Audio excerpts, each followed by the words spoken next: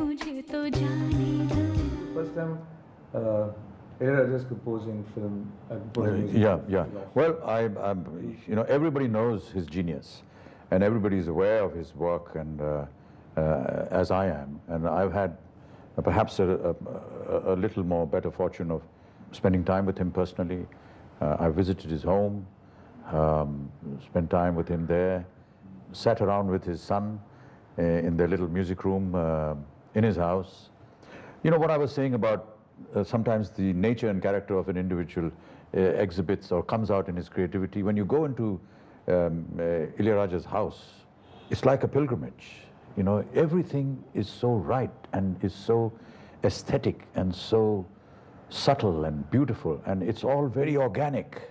There's nothing superfluous. There's no plastic. There's no chandeliers, or you know what I mean? It just exhibits what this man is inside. Purity. And so when you hear his music, there is that purity, wonderful word that you brought, is that purity of his expression, because there is the purity about the atmosphere that he lives in, and the temples and the brass vessels and the furniture and just the demeanor within his house. It's one of great calm and peace and great respectability.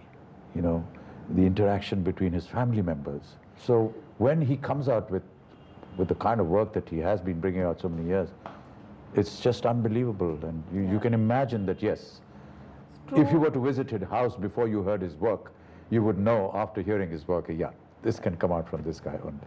I didn't agree with you earlier on. I said, why do you want to use Ilayaraja? And not because of his talent, but because he wanted to use some of his old works. And he said he's going to revamp them. Right.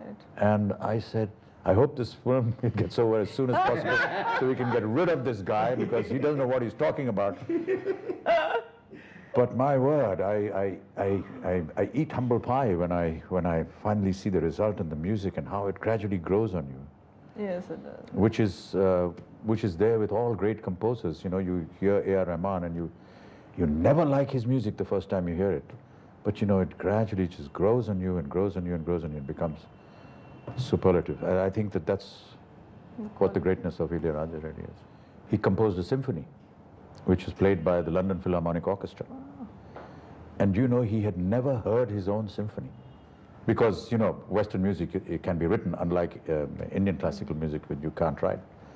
So he wrote the entire symphony, played by the London Philharmonic Orchestra at this fantastic Albert Hall, Royal Albert Hall, and he sat there in the audience and heard his own work for the first time. Wow.